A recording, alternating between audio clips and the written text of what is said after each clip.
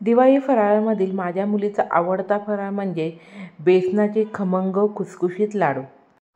आता बेसनाचे लाडू करताना तुपाचं प्रमाण थोडं कमी किंवा जास्त झालं ना तर लाडू फसलाच समजा. तर कधीकधी बेसनाचे लाडू खाताना टाळ्याला चिटकतात.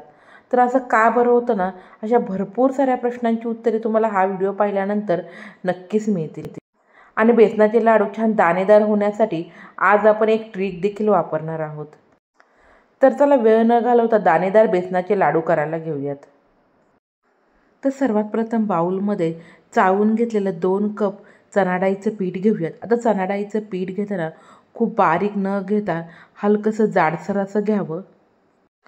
2 कप चणा डाळीच्या पिठासाठी अर्धा कप वितळलेल्या तुपामधील सुरुवातीला पिठामध्ये आपण पोह्याच्या चमच्याने 2 चमचे साजूक तूप घालून हाताने व्यवस्थित तूप सर्व बेसनाला लावून घेऊयात. अशा प्रकारे बेसनाला तूप लावून घेतल्यामुळे बेसन छान दाणेदार असे होते आणि त्यामुळेच लाडू देखील खाताना छान दाणेदार असे लागतात.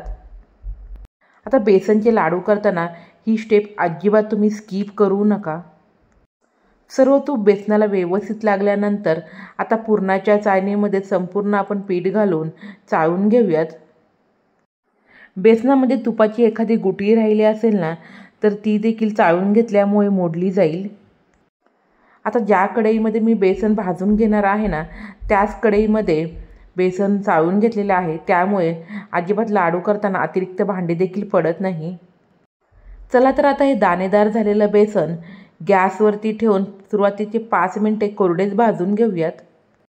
आता सुरुवातीलाच बेसनामध्ये तूप घातलं ना तर बेसन भाजायला खूप वेळ लागतो, म्हणूनच सुरुवातीला सतत परतत कोरडेच बेसन भाजून घ्यावे. दाणेदार असं बेसन करून घेतल्यामुळे लाडू खाताना टाळ्याला चिकटत देखील नाही आणि लाडू छान खमंग असे होतात. आणि संपूर्ण बेसन आपण मंद ते मध्यम आचेवरती भाजून घेणार आहोत. तर ह्या ठिकाणी मी 2 कप बेसनासाठी अर्धा कप वितळलेले तूप घेतलेले आहे. थोडेसे तूप घालून आता आपण हे बेसन छान खमंग असं भाजून घेऊयात. संपूर्ण बेसन भाजत असताना गॅसची आच कुठेही मोठी न करता मंद ते मध्यम आचेवरती बेसन भाजून घ्यावे. मोठ्या आचेवरती बेसन भाजून घेतलं ना तर ते करपलं जातं आणि लाडूला हलकीशी करपटाची टेस्ट येते. जेवढं बेसन खमंग असे भाजू ना तेवढेच लाडू देखील छान खमंग असे होतात. आता तूप घातल्यानंतर कधीकधी बेसनामध्ये गुटळ्या होतात, त्या अशा प्रकारे ग्लासने मोडून घेतल्या ना तर छान एकसंध असं हे बेसन देखील भाजलं जातं. बेसन भाजताना जरा तरी दुर्लक्ष झालं ना तर समजायचं बेसन करपलं. सुरुवातीला सांगितल्याप्रमाणे बेसन भाजताना थोडेच अर्धा कपामधील तूप घालून घ्यावे. एकदम अजिबात तूप घालू नये. सर्व तूप बेसन भाजताना एकदाच घातले ना तर बेसन भाजायला खूप वेळ लागतो, म्हणूनच थोडंसं तूप घालून खमंग असं बेसन भाजून घ्यावं. तुम्हाला किती प्रमाणात लाडू करायचे आहेत ना त्यानुसार प्रमाण तुम्ही हे वाढवू शकता. मी घेतलेल्या प्रमाणानुसार एकदा बेसनाचे लाडू केले ना तर अजिबात कुठं ते फसणार देखील नाही. 100% ही नो फेल रेसिपी आहे.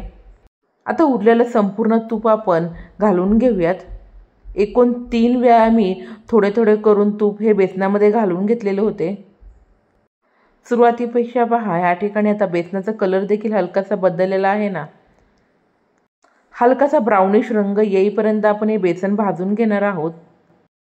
पिवळसर असं बेसन भाजून घेतलं ना तर लाडू खाताना ते टाळ्याला चिटकतात आणि महत्त्वाचं म्हणजे कच्चेपणा देखील डाळीचा सतत जाणवतो.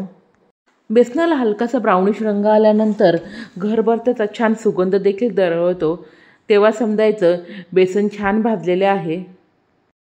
लाडूसाठी परफेक्ट बेसन भाजलेलं आहे का नाही ते कसं पाहावं. थोडासा पाण्याचा शिडकावा बेसनावरती घातल्यानंतर अशा प्रकारे जाळी तयार झाली ना तर समजायचं लाडूसाठी परफेक्ट असं बेसन भाजलेलं आहे. ह्यापेक्षा अजिबात बेसनाला डार्क रंग काढू नका. जवळपास 25 मिनिटं मला बेसन भाजायला लागली. आता बेसन भाजल्यानंतर लगेच एका ताटामध्ये काढून पसरून घेऊयात. बेसन पूर्णपणे थंड होईपर्यंत कुकिंग प्रोसेस चालू असते. खूप जास्त डार्क ब्राऊन रंग बेसनाला काढला ना तर थंड झाल्यानंतर त्या बेसनाला टेस्ट करपट अशी येते, म्हणूनच बेसनाला हलकासा ब्राउनिश रंग येईपर्यंतच बेसन भाजून घ्यावं. सतत सांगण्याचं एकच कारण की तुमचे लाडू कुठे देखील फसू नये. 1 तासभर बेसन पूर्णपणे थंड झाल्यानंतर बेसन वर खाली करून आता त्यामध्ये ज्या कपाने आपण सुरुवातीला बेसन घेतलं ना त्या कपाने 1 कप पिठी साखर घालूयात. आता ही पिठी साखर मी घरातच मिक्सरला करून घेतलेली आहे. पाव चमचा वेलची पावडर घालून सर्व जिन्नस व्यवस्थित मिक्स करून घेऊयात. समजा लाडूचं मिश्रण खूप पातळसर असं झालं ना तर त्यामध्ये थोडीशी मिल्क पावडर किंवा थोडंसं बेसन भाजून घातलं तरीही चालेल. आणि लाडूचं मिश्रण खूप घट्ट असं झालं ना तर त्यामध्ये गरजेनुसार थोडंसं वितळून तूप घातलं तरीही चालेल. परंतु मी दाखवल्याप्रमाणे एकदा बेसनचे लाडू केले ना तर अजिबात तुमचे लाडू कुठे देखील फसणार नाही. आदिश्रीला म्हणजेच माझ्या मुलीला बेसनाचे लाडू खूप आवडत असल्यामुळे मी महिन्यातून एकदा तरी नक्की करते. आता सर्व जिन्नस व्यवस्थित मिक्स झाल्यानंतर आता आपण ह्या पिठाचे लाडू वळून घेऊयात. आता संपूर्ण लाडू हे एकाच आकाराचे होण्यासाठी अशा प्रकारच्या चमचा घेऊन त्यामध्ये मी थोडंसं मिश्रण घालून एकसारखे असे लाडू वळून घेणार आहे. लाडू अशा प्रकारे हातावरती खेळवल्यामुळे लाडूला पहा चकाकी किती सुंदर असे आलेले आहे. न रेळणारे, न टाळ्याला चिकटणारे आणि प्रमाणबद्ध असे बेसनाच्या लाडूची रेसिपी आहे. तुम्ही देखील ह्या दिवाळीला नक्की मी सांगितल्याप्रमाणे बेसनाचे लाडू करून पहा आणि कसे झाले ते मला कमेंट बॉक्समध्ये सांगायला अजिबात विसरू नका. आजच्या व्हिडिओमध्ये मी सुरुवातीला तुम्हाला लाईक करा हे सांगायला विसरूनच गेले. चला तर लगेच लाईक करा आणि जास्तीत जास्त तुमच्या मित्रमैत्रिणींना शेअर करा. अशाच नवनवीन रेसिपी पाहण्यासाठी माझ्या चॅनेलला सबस्क्राईब करा. बेलची घंटी वाजवायला तर अजिबात विसरू नका. डिस्क्रिप्शन बॉक्समध्ये मी वाटी आणि किलोचं प्रमाण देखील देणार आहे, ते देखील जरूर पहा. तुम्हाला पाहून कळालंच असेल चकाकीदार, छान गोल गरगरीत आणि दाणेदार असा हा बेसनचा लाडू तयार झालेला आहे. चला तर भेटूया अशाच एखाद्या दिवाळी फराळ रेसिपीमध्ये. धन्यवाद.